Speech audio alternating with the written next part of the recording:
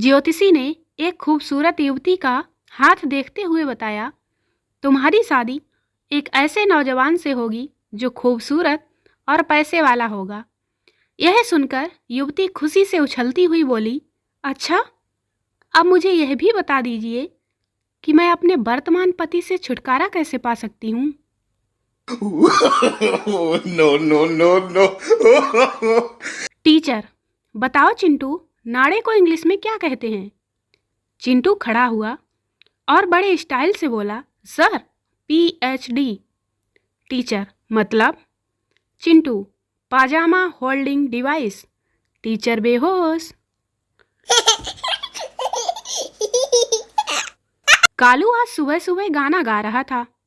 अदाएं भी हैं, नजाकत भी है, शरारत भी है, बस एक अकल नहीं है मेरे महबूब में। लेडी, बहुत अच्छा फेशियल किया तुमने। कमाल का टैलेंट है तुम्हारे अंदर। वैसे कितने साल का एक्सपीरियंस है तुम्हें? गर्ल, जी, पार्लर में तो आज मेरा पहला ही दिन है। पिछले 7 साल से बर्तन मांजती थी मैं। No, no, no, no. जब पार्टी खत्म हुई तो कर्नल ने देखा एक धुत सार्जेंट अपने कपड़ों में शराब की बोतलें छुपाए जा रहा है। कर्नल ने गुस्से से टोका, यह क्या कर रहे हो? सार्जेंट ने विनीत भाव से कहा, आप ही के हुक्म की तामील कर रहा हूँ सर, कि जिन दुश्मनों को हम मार ना सकें उन्हें कैदी बना लेना चाहिए। एक बार एक चूहा दौड़ता हुआ नदी किनारे गया और हाथी को नहाता देख चिल्लाया, ओ हाथी रे, बाहर आ। हाथी हड़बड़ाकर बाहर आया तो चूहा बोला, चल नहा ले नहा ले। मेरी एक अंडरवियर खो गई है, मैंने सोचा कहीं तूने तो नहीं पहनी। ज्योतिषी, बच्चा, शनि तेरा सर्वनाश करने वाला है। यदि तू 100 रुपए देगा तो उपाय निकाल दूंगा। चंदू जी, महाराज 100 नहीं है। ज्योतिषी, तो सस्ता जाप करा दूंगा, 25 रुपए ही दे दे। चंदू जी, नहीं है महाराज। ज्योतिषी, अच्छा चल घर पर चाय नाश्ता ही करा देना। चंदू जी, घर नहीं है महाराज, मैं तो फुटपाथ पर रहता हूँ। ज्योतिषी, ओहो, तब तो जा बच्चा और मौज कर, शनि भी तेरा कुछ नहीं बिगाड़ सकता। No, no, no, no. 2 नेता समुद्र तट पर घूम रहे थे। कुछ बच्चे केकड़े को पकड़ पकड़ कर एक बाल्टी में डालते जा रहे थे। बाल्टी पर ढक्कन नहीं था। नेता जब बच्चों के करीब पहुंचे तो एक नेता बालकों से कहने लगा, अरे बाल्टी पर ढक्कन तो रखो, अगर कोई केकड़ा ऊपर चढ़कर भाग निकला तो। एक लड़का बोला, आप चिंता ना करें, यह केकड़े नेताओं की भांति होते हैं। यदि एक ऊपर चढ़ने का प्रयत्न करेगा तो दूसरे उसे खींचकर नीचे गिरा देंगे। चलती गाड़ी में एक देहाती ने 4 किलो घी का डिब्बा उठाया था। उसने हाथ थक जाने पर गाड़ी रोकने वाली जंजीर पर डिब्बा टांग दिया।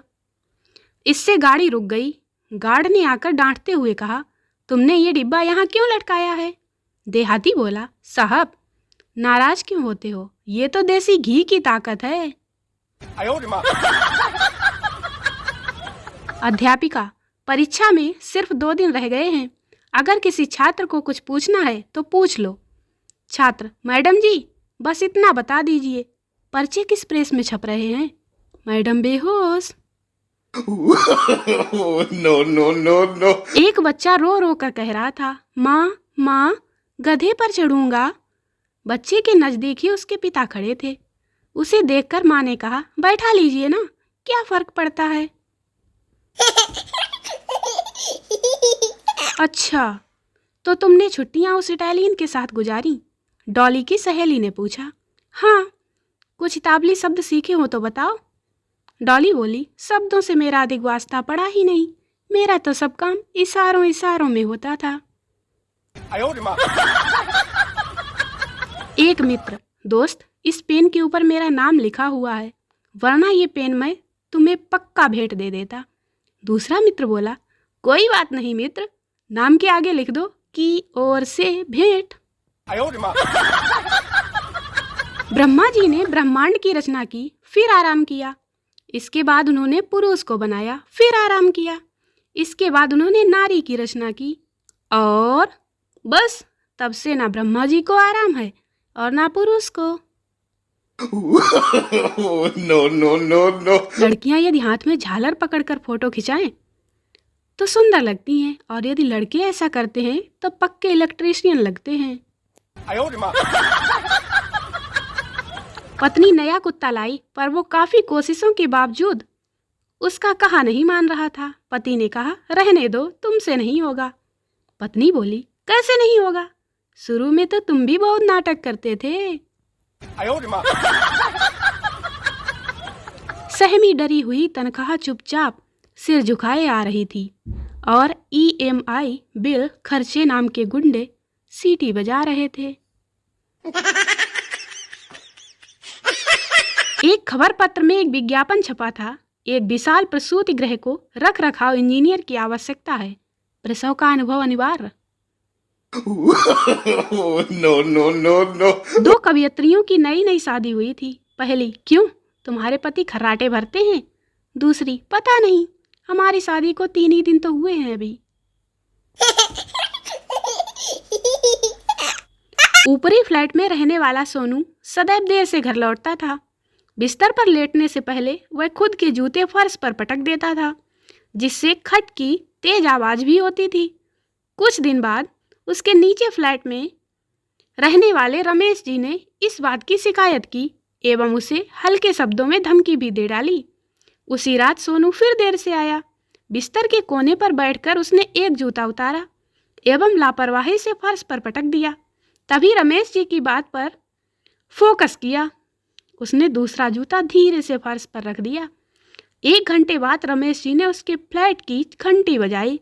सोनू बड़बड़ाते हुए उठा एवं दरवाजा खोला। रमेश जी ने गुस्से से कहा, दूसरा जूता कितनी देर में फेंकोगे? हमें सोना भी है। पति पहली बार अपने ससुराल गया था। अपनी पत्नी के साथ वह जिस कमरे में था, उसके पास वाले कमरे से घंटे की आवाज आ रही थी। पहले 10 बजने की आवाज आई, फिर 11 बजने की एवं फिर शीघ्रता से ही 12 बजने की। पति ने कहा, तुम्हारे साथ होता हूँ तो वक्त कितनी शीघ्रता से बीत जाता है। पागल मत बनो, पिताजी अपने कमरे की घड़ी ठीक कर रहे हैं, पत्नी ने कहा। मैनेजर नई सेक्रेटरी से, तुम्हारा वेतन अत्यंत गोपनीय है, तुम अपने साथियों को कभी मत बताना। जैसी आपकी आज्ञा सर। हकीकत में तो वेतन के लिए मैं भी उतनी ही लज्जित हूँ जितने की आप। No, no, no, no. एक इंसान ने अपने मित्र से कहा, दुनिया ऐसे लोगों से भरी पड़ी है जो अपनी मूर्खता पर भी जश्न मनाते हैं। मित्र ने पूछा, वह कैसे? मैं तुम्हारी बात समझ नहीं पाया। वह इंसान समझाते हुए बोला, सीधी सी बात है, लोग पहले तो शादी करते हैं, फिर वर्षगांठ भी मनाते हैं। दोस्तों वीडियो को लाइक करें, शेयर करें, चैनल को सब्सक्राइब जरूर करें। मिलते हैं अगले वीडियो में, तब तक के लिए बाय बाय।